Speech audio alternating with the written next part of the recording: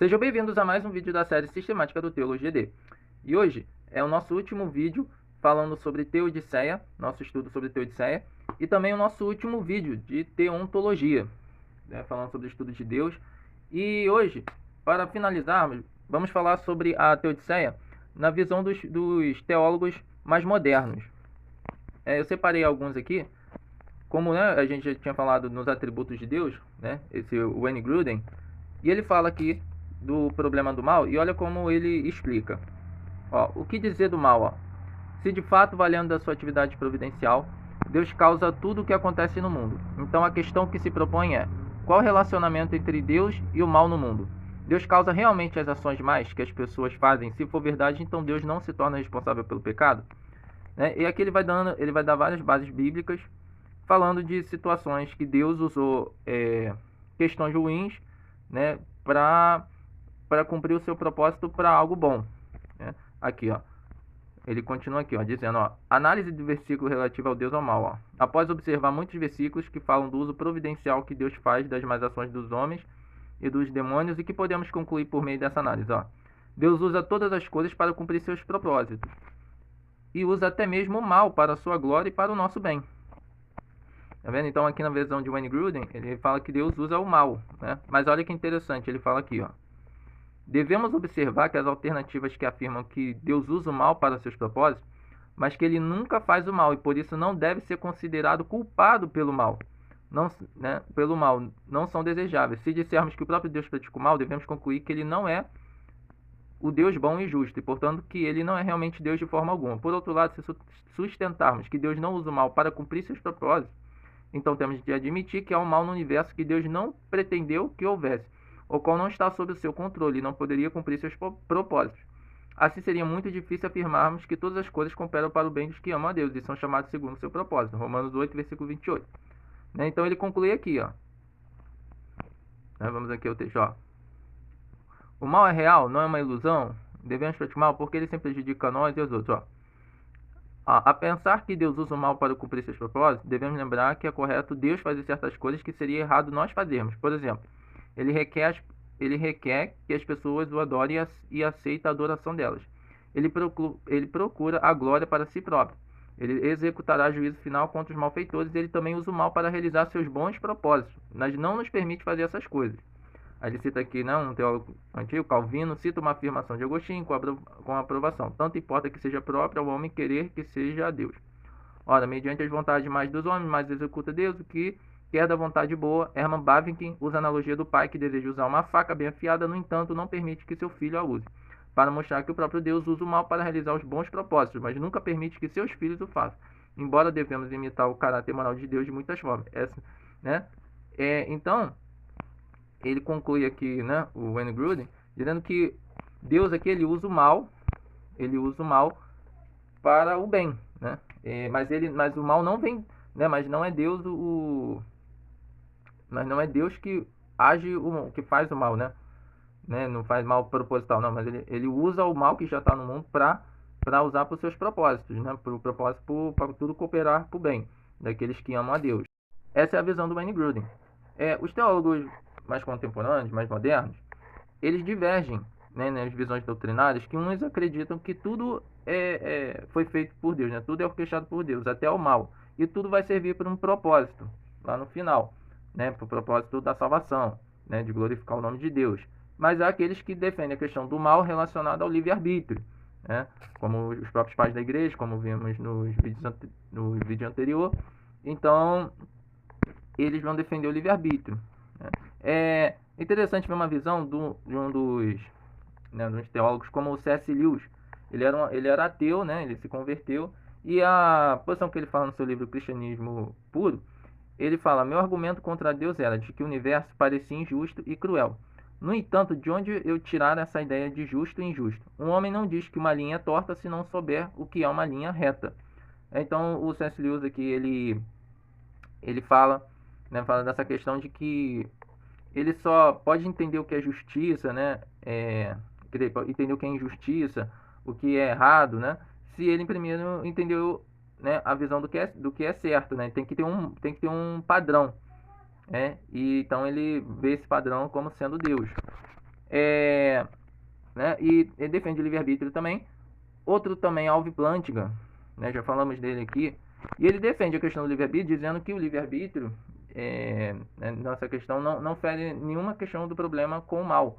Ó, porque ele diz assim, ó, o mundo contendo criaturas que são significativamente livres e realizam mais ações boas do que mais, é mais valoroso, e sendo todo o resto igual, que o mundo que não contém criaturas livres. Deus pode criar criaturas livres, mas ele não pode fazer com ou determinar que elas só façam o que seja correto.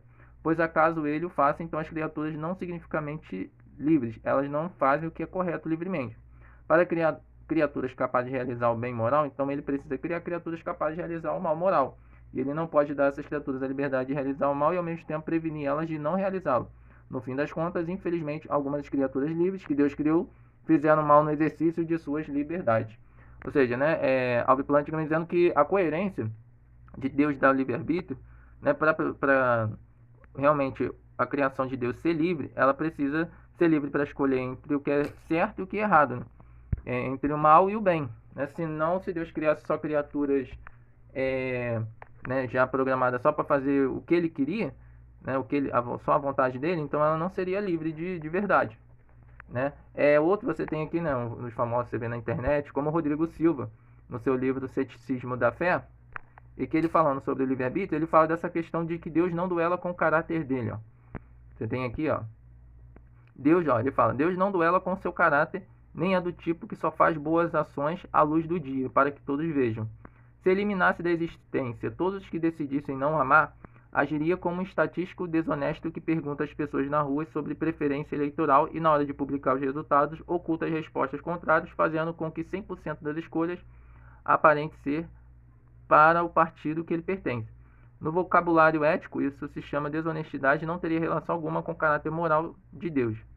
Então, né, o Rodrigo Silva fala que Deus não duela com o caráter, ou seja, né, para ele dizer que realmente as pessoas são livres, né, como o Alvin Plantinga aqui falando, ele tem, né, ele precisa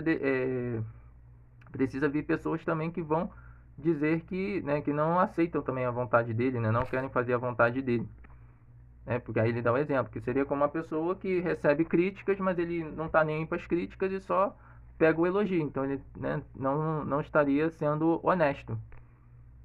Então essa é a visão também, né, o Rodrigo Silva, e que são eles defendem a questão do livre-arbítrio. Mas vamos compreender, né, a questão. Deus criou o mal. Tem uma passagem, ó, aqui interessante também, Provérbios, ó, o Senhor fez tudo para, né, um texto que tem base, né, para ter base também, vai dizer essa questão, que tudo tem um propósito, né?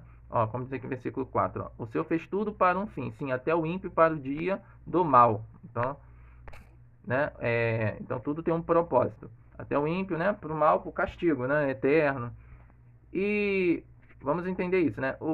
A passagem que apresenta falando que Deus cria o mal, está lá em Isaías 45, verso 7, que diz assim, eu formo a luz e crio as trevas. Eu faço a paz e crio o mal. Eu sou o Senhor que faço todas estas coisas. Então aí, nesse texto aqui, esses que defendem, né, que Deus é o criador do mal e que Deus né, e tudo serve para um propósito, né, eles se baseiam nesse texto que fala que Deus cria o mal. E também ateus, né, usa esse texto. Só que o contexto aqui não está falando, né, assim, de igual lá em Gênesis, que Deus cria a luz, né, e faz separação da luz das trevas. O texto aqui estava falando sobre uma profecia contra a Babilônia, né, que viria um rei assírio, chamado o Ciro, que era um persa, e que ele, que a Síria, né, o rei vai subjugar o povo, né, o povo babilônico, né, o reino da Babilônia. E você tem essas interpretações, ó. Como aqui, ó, você próprio aqui, ó, esse texto aqui judaico aparece, ó. O mesmo deve ser dito a respeito de e cria o mal. Por mal, entende-se guerra, ó, como oposto de paz, ou a doença do corpo humano, como estando em guerra com a sua constituição. Essas antíteses são citadas nessa seção para sugerir que, da mesma forma, ele fortalecerá Ciro em oposição ao rei da Babilônia. Ou seja, então, aqui, né, a visão, né, a interpretação desse texto é de acordo com o contexto. Outro que aparece também é o Irineu de Lyon, né, que a gente citou naquele texto, né, no vídeo passado, E que ele fala aqui, ó, né, a respeito disso, ele usa esse texto dizendo assim, ó, eu sou o Deus ciumento que faço paz e crio mal, citando esse texto de Isaías 45. Que olha como ele faz a interpretação. Eu crio mal com os que se arrependem, convertem, ele faz a paz, né? E como eu falei, eu crio a paz e crio o mal. E estabelece a amizade e a união para os que não se arrependem e fogem da sua luz e prepara o fogo eterno e as trevas exteriores que são mal para os que caem neles, né? Ou seja, então aqui o Irineu de Lyon está fazendo a interpretação que o mal aqui que Deus está criando é o mal de castigo para os que são maus, né? E não que Deus crie o mal para o justo, né? Dizendo assim, mas o mal é o mal de castigo, de punição para aqueles que são rebeldes, para aqueles que não obedecem à vontade de Deus. E tem uma coisa interessante também, que o que acontece? Esse texto, que a gente tem, né, uma cópia, tem uma cópia mais antiga, que, né, desse mesmo texto de Isaías 45, que está nos manuscritos de Qumran, que a gente ainda vai falar deles quando formos falar sobre bibliologia, mas esse texto é mais antigo, e nesse texto, essa passagem que aparece, eu faço, né, eu promovo a paz, como está aqui, né, não aparece paz, que, né, que a paz é shalom, mas aparece bem, né? É interessante que aí nesse texto, diferente do texto, né, que temos das cópias, esse texto que nessas cavernas que foram encontradas, em vez de estar lá paz, aparece bem, né? Então aí faria aí dizem, tá vendo? Então tá dizendo ali que o texto está falando realmente de que Deus está fazendo criar a paz, que Deus não cria a paz e o mal, mas que Deus cria o bem e o mal. Aí tem texto, né? Tem teses, né? Estudos que fazem a respeito disso, ó. Vou mostrar aqui, ó. Aqui, ó. Primeiramente, eu entendi aqui, ó, algumas posições que as pessoas tomam, né, a respeito dessa questão do mal. Por outro lado, diversos autores empregam um sentido essencialmente material à expressão cria o mal, defendendo uma interpretação do mal físico. Possíveis traduções denotariam o termo mal, caráter de calamidade, destruição, desgraça, desastres ou guerras. Ou seja, né, então o contexto ali, o mal ali está dizendo guerra. Eu faço paz e faço a guerra, né, a guerra contra o rei da Babilônia. O caráter da calamidade, desgraça, desastre e guerra. Em outros termos, assim como a luz oposta às trevas, paz opor-se-ia ao mal. Contudo, como definição física, essa interpretação ainda segue duas vertentes. Mal físico como ação, em contrapartida, os comentaristas negam qualquer relação entre Deus e as adversidades humanas, embora o mal relatado em Isaías seja essencialmente físico. Aí vamos aqui, ó. Aí né, lembra que eu falei dessa questão nesse texto de Qumran aparece bem e mal, né? E não paz e mal. Por exemplo, encontramos uma chuva de X, aqui, ó. Outra figura de linguagem de essencial importância é o merismo, que enumera partes e coisas ou ação para representar um todo. Aqui, ó, autoridade criadora, com efeito paralelo sinônimo, luz e trevas. Também pode conferir o sentido de merismo, que procura abranger toda a criação ou evento histórico, sejam estes bons ou ruins. Então aqui, para a gente entender, Deus, né, no caso aqui, falando, é um merismo. O que seria um merismo? É como se fosse uma sinédoque, que a sinédoque, né, representa uma parte por um todo. Por exemplo, né, eu falo homens, mas eu quero dizer homens, eu não estou falando só do gênero masculino, mas estamos falando homens de toda a raça humana. O merismo seria você fazer, né, por exemplo, dizer carne e sangue. Quando você está dizendo carne e sangue, o que você quer dizer? Quer dizer que é o ser humano. Isso é o merismo. Então, para falar que eu crio a paz, né, e o mal, eu crio o bem e o mal, esse está se relacionando a dizer que Deus não está dizendo que Deus ele cria o mal no sentido sozinho, não, mas é falando da criação como um todo, né? Aqui, ó, como ele justifica aqui, ó, no texto. Peraí, mostrando aqui as considerações finais, ó. Logo no início, a tradução do texto trouxe a compreensão de uma variante textual, né, que a gente falou aqui do escrito de Qumran, né, do questão do Shalom, e que no outro texto aparece bem e não paz.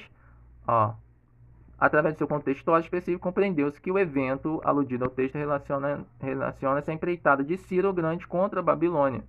Contudo, o oráculo descrito preocupa-se em apresentar Ciro o verdadeiro responsável pela sua vitória, isso claramente em resposta à política de conquista atribuir aos deuses locais a responsabilidade. Nesse sentido, Ciro deveria compreender que o bem e o mal que ele realiza não são obras de outros deuses, mas de Jeová, de Yahvé. Né? E essa questão do merismo, cadê? Ó, aqui, ó. Yahvé é como o Senhor da história, o senhorio sobre as aventuras e desventuras humanas. Dessa forma, de respeito aos eventos que sejam bons, quer maus, né? Faça o bem e crie o mal. Ou seja, né? O bem e o mal, né? Dizendo como o todo. Que Deus cria o bem e o mal, né? Como as adversidades, os problemas né? Das punições que Deus fez aos rebeldes, né? E as bênçãos que Deus trouxe, né, para o povo de Israel, para aqueles que o obedeceram ao longo de toda a história, né? Então seria basicamente isso que, né, Deus queria dizer, e não dizendo que criou o mal, né? Assim, o mal como alguns querem justificar. Então, assim, mais ou menos é isso que a gente pode dizer sobre o mal. Claro, tem muita coisa para falar sobre esse assunto. Eu vou deixar até alguns vídeos, link na descrição, para quem quiser aprender mais coisas sobre isso, ouvir outras opiniões de outros teólogos. E eu vou dar minha opinião, né? É como um assunto aberto, né? Eu vou dar minha opinião particular a respeito disso. Vocês podem discordar ou não, mas de acordo com o que eu analiso né, sobre essa questão do bem e do mal. Como um texto aqui, ó, vou mostrar para vocês em Jó, que diz assim, ó: poderá algum mortal ser mais justo que Deus? Poderá algum homem ser mais puro que o seu Criador?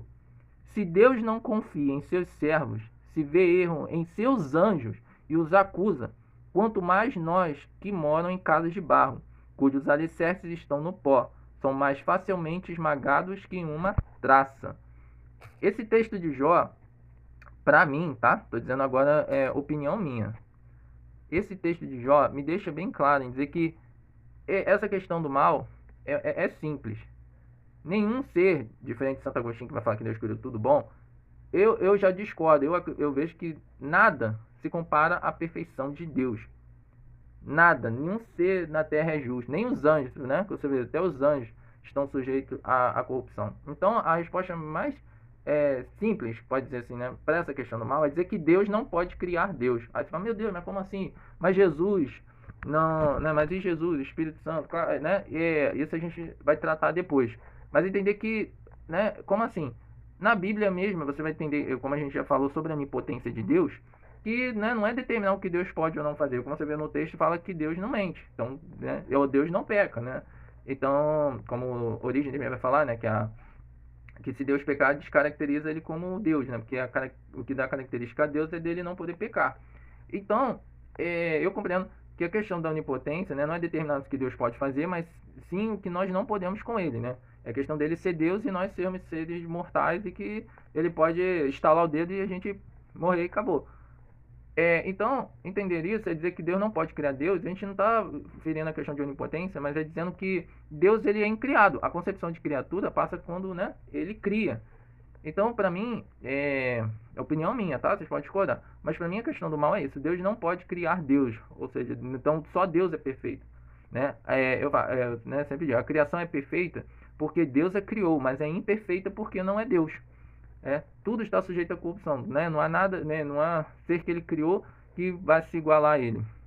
Ele é incriado. Então, né? Como é que então, se ele é incriado, então não existe criação, entendeu? Então, né? Eu estou dando essa opinião pessoal, né? O teologia de vocês podem discordar ou não, mas eu acredito nisso. Claro que eu acredito que tudo são questões de conjecturas, tá? Eu acho que a questão do mal, assim, no sentido pra gente bater o martelo, é algo que eu acredito que só pertence a Deus, mas que o mal está bem estabelecido para a gente entender na Bíblia, né? Da questão de como os textos aparecem dizendo o que é o mal. Dizendo, né, que o mal, né, a questão de obedecer, a gente entende que o mal é obedecer, desobedecer aos mandamentos de Deus, à vontade de Deus, e o bem é obedecer, é fazer segundo a vontade de Deus, né, fazer a vontade de Deus. Isso está bem específico nas Escrituras. Mas é isso, tá? Muito obrigado por assistirem. Finalmente finalizamos esse estudo de teontologia. Foi muito bom esse estudo. E agora vamos entrar no estudo de cristologia. Então, muito obrigado por assistirem. Compartilhem, né? Agora tem o estudo completo. Então, vocês podem agora assistir completo o estudo. E aguardem para agora a gente iniciar esse estudo de cristologia. Falando sobre Cristo e tudo relacionado a Jesus, e é isso aí. Então, muito obrigado por assistirem, fiquem com Deus e até a próxima.